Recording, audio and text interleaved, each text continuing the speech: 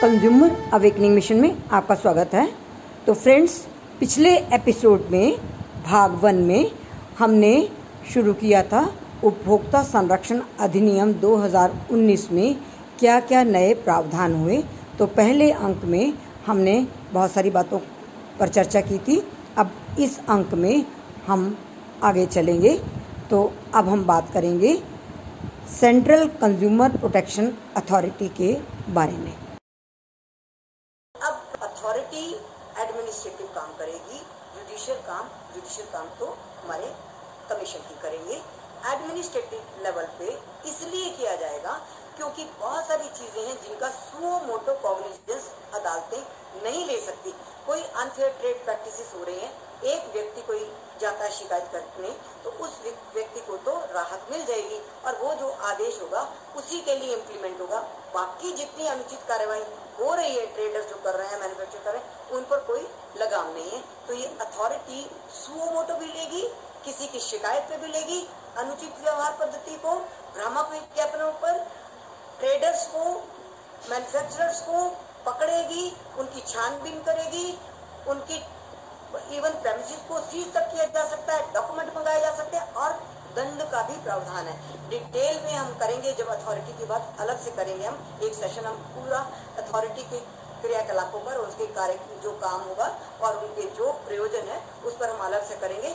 अदालत में इम्प्लीमेंटेशन के लिए कंज्यूमर तभी आता है जब उसका समाधान नहीं होता या इम्प्लीमेंटेशन नहीं होता या दूसरा पक्ष उस ऑर्डर को कंप्लाई नहीं करता, अन्यथा नहीं आता। अब अगर वो फट से कंपनसेशन कंज्यूमर को दे देते थे और उसके बाद कंज्यूमर तो सेटिस्फाइड हो जाता है, वो अपने घर में बैठता है और वो जो विज्ञापन है बार बार वैसा का वैसा ही छपता रहता है, ना तो उसमें कोई चेंजेस करते हैं ना उसको रोकते हैं। इसके लिए उपभोक्ता अदालतें सुओ मोटो नहीं ले सकती थी। अब ये अथॉरिटी उनको पकड़ेगी कि आप जो एक बार मिसलीडिंग एड दे रहे हैं, अगर अथॉरिटी ने पकड़ लिया और अथॉरिटी ने उसको दंडित किया या उनको मना किया या आदेश दिए, उसके बाद वो छाप नहीं सकेंगे। जबकि एक सिंगल कंज्यूमर जब आता है उसको मुआवजा मिल जाता है, तो कोई ऐसा रास्ता नहीं है कि उसको फिर बार बार छपने से कोई रोक सके। तो अथॉरिटी अब ये काम करेगी और मिसलीडिंग एड्स के बारे में हम डिटेल में बात करेंगे। बहुत बड़ा एरिया है, इसमें तो बहुत काम होना जरूरी है। अब एक से अधिक कंज्यूमर मिलकर क्लास एक्शन भी कर सकेंगे। एक से अधिक का मतलब कि अगर आपका जो अपोजिट पार्टी है सेम है, आपका इशू भी सेम है, मान लीजिए आपका रियल एस्टेट का है, एक ही टावर में आपके मकान देने की बात थी, सबका इशू सेम है किंतु सबके अमाउंट अलग अलग होगा निश्चित रूप से, तो सारे जने मिलकर क्लास एक्शन भी कर सकते हैं और क्लास एक्शन लेकर भी कंज्यूमर कमीशंस में जा सकते हैं। आपका 5-6 कंज्यूमर्स मिल गए हैं और उनका 1 करोड़ से अधिक बन रहा है तो आप सीधा स्टेट कमीशन जा सकते हैं। 10 करोड़ से अधिक बन रहा है तो आप सीधे नेशनल कमीशन जा सकते हैं। ये तय हो चुका है सुप्रीम कोर्ट के ऑर्डर से। सारे लोग अगर इकट्ठे होकर जाते हैं तो जितनी टोटल राशि बनेगी वो आपकी कसौटी होगी कि आप कौन से आयोग में जा सकते हैं। तो क्लास एक्शन का भी आपको पहले भी था, ये पहले के एक्ट में भी था, 2002 में भी था। और बात ये कि उसको हम लोगों ने इम्प्लीमेंट नहीं किया। तो लास्ट में 2018 में जो एक केस आम्रपाली बिल्डर्स का आया, तब ये किया गया ताकि अब कोई इस पे विवाद न रहे। भ्रामक विज्ञापन के लिए आपने बहुत सुना होगा कि सेलिब्रिटीज भी अब रिस्पॉन्सिबल हुए। ये बहुत दिन से आप सुन रहे हैं। पहले ये सेलिब्रिटी शब्द था, हम लोगों ने लिख कर भी दिया और हम लोग जुड़े हुए थे इससे एक्ट के संशोधन बनने में। तो सेलिब्रिटी शब्द को हटाकर ये कहा है the one who will be face of it. जो विज्ञापन दिलवाता है ट्रेडर या मैन्युफैक्चरर, वो तो होगा ही जवाबदेह गलत देने के लिए, किंतु जो फेस बनता है, जो विज्ञापन बोलता है, कहता है, आपको कन्विंस करता है मीडिया के माध्यम से, उस पर भी पेनल्टी लगेगी।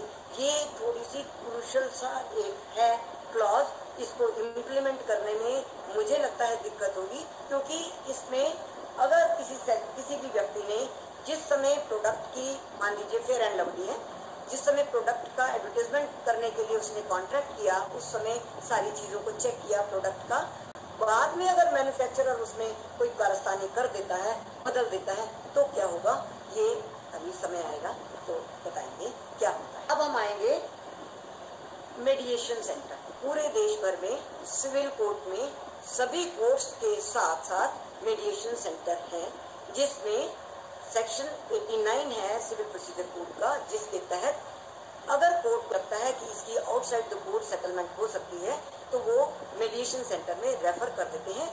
वहां पर मेडिएशन सेंटर में मेडिएशन होती है, प्रॉपर एक ट्रेंड मेडिएटर होता है जो दोनों पार्टीज को एक मीटिंग पॉइंट पे लाता है और जो उनका एग्रीमेंट होता है उस एग्रीमेंट को दोनों पार्टी से साइन करवा के कोर्ट में वापस भेजता है और कोर्ट उसको ऑर्डर की फॉर्म में कन्वर्ट करके वो ऑर्डर होता है और उस ऑर्डर की कोई अपील नहीं होती क्योंकि दोनों पार्टीज ने साइन किया होता है।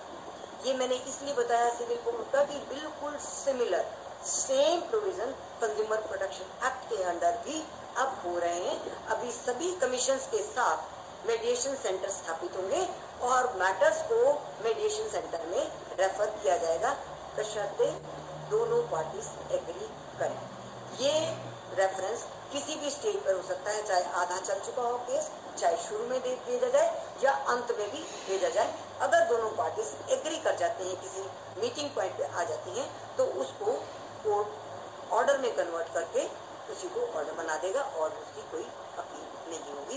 ये एक बहुत बड़ी राहत कंज्यूमर्स को मिलने वाली है क्योंकि लंबे केस चलते हैं, उससे बचने के लिए आप थोड़ा सा कम ज्यादा कोई भी कसर खा लेगा, कोई इसको कम मिल जाए, कोई ज्यादा मिल जाए और सोचते हैं कि इतनी सारी दिक्कतों से बचने के लिए मेडिएशन करवा लें तो मेडिएशन सक्सेसफुल होगा। ये मेरी आशा है क्योंकि सिविल कोर्ट्स में ये मेडिएशन सेंटर बहुत ही सफल हो रहे हैं और इवन एडवोकेट्स अपनी प्रैक्टिस छोड़कर मेडिएशन सेंटर में आकर मेडिएटर बनना अधिक पसंद कर रहे हैं और मेडिएशन करवाना अधिक पसंद कर रहे हैं। इससे उनको भी बहुत अच्छा लगता है कि दोनों पार्टीज विन विन पोजीशन होती है दोनों की, दोनों में से कोई ना हारा ना कोई जीता ना कोई ईगो होती है।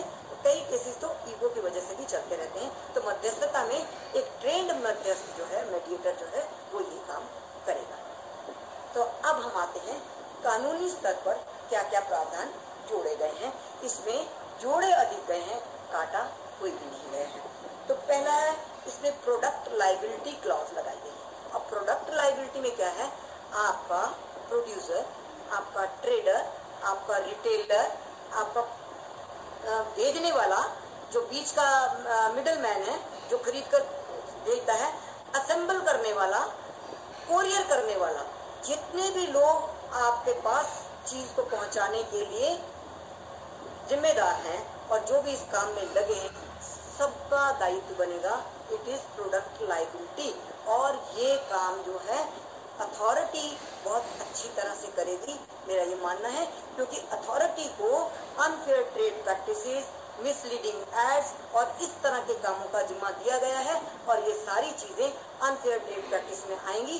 प्रोडक्ट लायबिलिटी को तय करने का अधिक से अधिक काम अथॉरिटी करेगी, मुझे ऐसा लगता है। बाकी कोर्ट तो करेगा ही, जो केस कोर्ट के पास जाएगा कोर्ट तो उसी का निर्णय करेगा, उसके बाहर के कंज्यूमर्स पे वो लागू नहीं होता, इसलिए अथॉरिटी की बहुत ज्यादा जरूरत है। एक्सप्रेस वारंटी होगी। क्या होता था, जैसे मैंने आपको बताया कि ये तो हमारे ऑथराइज डीलर से खरीदी नहीं गई है, अब तो वो बात ही खत्म, क्योंकि कोई भी चीज आपने खरीदी है उस पर एक्सप्रेस वारंटी है ही 1 साल की, तो आपको 1 साल सर्विस मिलनी ही मिलनी है। जिस तरह से वारंटी के पीरियड में आपको जो सर्विस मिलती थी वो हर चीज खरीदने के साथ एक्सप्रेस वारंटी होगी, चाहे आपके पास कोई वारंटी कार्ड है या नहीं, वो माना जाएगा कि इम्प्लाइड, तो आपकी वारंटी रहेगी। पहले क्या होता था, नेशनल कमीशन को रिव्यू की पावर थी कि अपने ही आदेश को वो रिव्यू कर सकते थे। अगर किसी ने कहा कि इसमें कोई चीज रह गई है, कुछ छूट गया, आपसे देखने से छूट गया, मेरिट में नहीं, देखने से छूट गया कोई चीज, इसको आप दोबारा चेक कर लीजिए, तो नेशनल कमीशन तो कर सकता था, स्टेट कमीशन और डिस्ट्रिक्ट कमीशन नहीं कर सकता था। अब सभी स्तर के कमीशन को रिव्यू की पावर दे दी गई है। क्या होता था, डिस्ट्रिक्ट कोर्ट में जैसे कोई कंज्यूमर 2-3 बार नहीं आया तो डिसमिस इन डिफॉल्ट हो गया।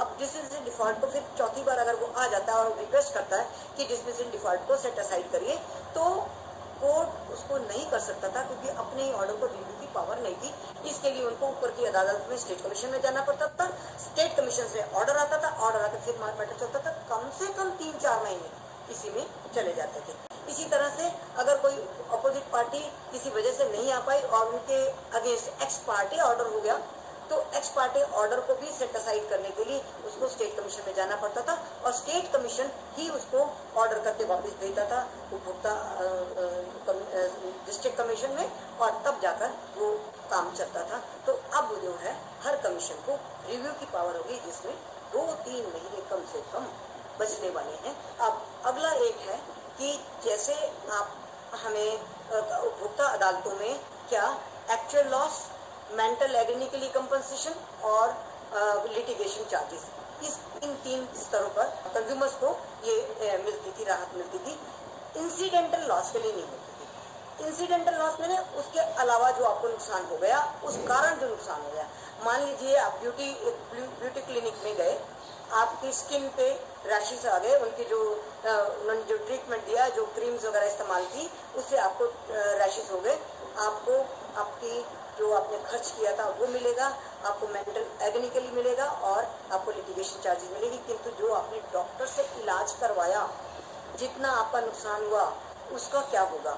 हालांकि उपभोक्ता अदालतें में अगर डॉक्टर्स की प्रिस्क्रिप्शन, उसके चार्जेस और दवाइयों के डिटेल्स अगर आप देते हैं, तो अभी भी उपभोक्ता अदालतें कर रही थी। और भी बिजनेस में और भी बड़े सारे आपको उदाहरण मिलेंगे जिसमें बिजनेस में लॉस हो गया आपके इस वजह से, आपकी डेफिशिएंसी सर्विसेज की वजह से या डिफेक्टिव गुड्स देने की वजह से जो इंसिडेंटल लॉस हुआ। मान लीजिए कोई मशीन खरीदी, मशीन ही डिफेक्टिव हुई, उनका बिजनेस ही रुक गया, उनका काम रुक गया। तो जितने भी इंसिडेंटल लॉसेस इस तरह के होंगे, उनकी भरपाई भी आप कोर्ट कर सकेगा। कभी कभी क्या होता है, कभी कभी क्या अमूमन ही आपने देखा होगा कि जब आपकी इक्वल बार्गेनिंग पावर नहीं होती, तो ऐसी शर्तें, ऐसे प्रोफार्मा बने होते हैं, सेट प्रोफार्मा एग्रीमेंट के, जिसपे आपको साइन करना ही पड़ता, चाहे वो आपको स्वीकार्य हो या ना हो। बिल्डर्स की बात ले लीजिए और भी बैंक्स की बात ले लीजिए, लोन लेने की बात ले लीजिए, उसमें ऐसी क्लॉजेज होती है जो इक्वल बार्गेनिंग पावर में आप नहीं होते, आप मना नहीं कर सकते। आपको लोन लेना है तो आपको साइन करना ही पड़ेगा, आप साइन कर देते हैं। बिल्डर्स के भी एग्रीमेंट्स होते हैं, उसमें आप उनकी ही क्लॉजेज को साइन कर देते हैं। अब कंज्यूमर कोर्ट्स ये देखेंगे कि अगर कोई इस तरह की अनफेयर क्लॉजेज है, तो उसको भी स्ट्रक डाउन करने का अधिकार आप कमीशन को होगा।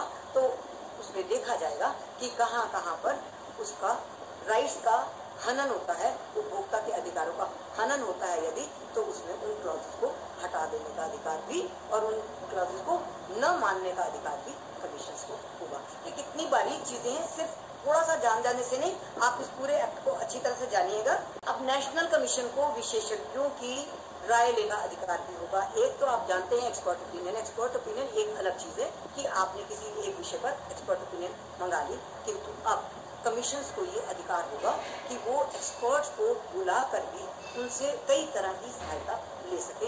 ये अधिकार भी होगा नेशनल कमीशन को। अब चार्टेड अकाउंटेंसी के लिए मेडिकल एक्सपर्ट्स होंगे, बिजनेस के एक्सपर्ट्स होंगे, बिल्डिंग बनाने के एक्सपर्ट्स होंगे, सब तरह के एक्सपर्ट्स आप उनको अवेलेबल होंगे।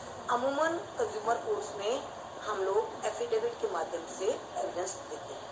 कंज्यूमर को एक एफिडेविट देना होता है, शपथ पत्र जिसे कहते हैं, स्टैम्प पेपर के बिना होता है वो, और उसको नोटरी से या ओथ कमिश्नर से साइन करवा के देना होता है, उसी को एविडेंस माना जाता है। अब यदि कोर्ट समझेगा कि इसको फिजिकली भी एविडेंस दी जा सकती है या क्रॉस एग्जामिनेशन करवाने की आवश्यकता है, उसकी परमिशन भी कमीशन कि अगर आपका ऑर्डर हो गया 30 दिन के अंदर अगर आपने उसको कंप्लाई नहीं किया, तो कंज्यूमर एग्जीक्यूशन पिटीशन लगा सकता है। और जब एग्जीक्यूशन पिटीशन कंज्यूमर कोर्ट में लगती थी, तो दूसरी पार्टी ये कहती थी हम तो अपील में चले गए। तो अपील में कैसे चले गए? आपने बनाई अपील और स्टैंप लगवा ली और आपने दिखा दिया कोर्ट को कि ये देखिए कि हमने तो अपील कर दी है, और चाहे उसको वो परस्यू भी नहीं करते, देखते भी नहीं कि एडमिशन के लिए कब डेट लगनी है, डेट भी महीने 2 महीने लगती, और जब एडमिशन होता है कि नहीं होता, मैटर को स्टे किया है कि नहीं किया, एग्जीक्यूशन रुक जाती थी। इसको खत्म करने के लिए और इसका समाधान ढूंढने के लिए अब स्पेसिफिकली ये कहा गया है कि जो निचली अदालत का आदेश होगा और उसमें जितनी राशि देने का प्रावधान होगा, जब तक वो पैसे डिपॉजिट नहीं करेंगे तब तक अपील को स्वीकार किया नहीं माना जाएगा और अपील स्वीकार नहीं होगी। तो वो रसीद पैसा जमा कराने की जरूरी है। इससे बहुत सारी अपील पर और झूठी अपीलों पर अंकुश लगेगा और कंज्यूमर को ये राहत मिलेगी कि अगर अपील नहीं गई है तो एग्जीक्यूशन चला सकता। मैंने ये बता दिया आपको कि दूसरी अपील का भी प्रावधान इस बार है। एक ही बार अपील का प्रावधान है कंज्यूमर कोर्ट में, किंतु अब अगर नेशनल कमीशन समझता है कि किसी पर्टिकुलर इशू में स्टेट कमीशन से कोई अपील रिजेक्ट हो गई है तो उस अपील के ऊपर भी अगर कोई अपील करना चाहे और उसको सुनना चाहिए तो दूसरी अपील भी दाखिल हो सकती है। तो फ्रेंड्स बने रहिए हमारे साथ, हमारे चैनल को सब्सक्राइब कर लीजिए और हमारे वीडियोस को अधिक से अधिक शेयर करिए, पसंद हो तो लाइक करिए। हम फिर मिलेंगे इसी तरह के एक नए विषय के साथ। Thank you very much.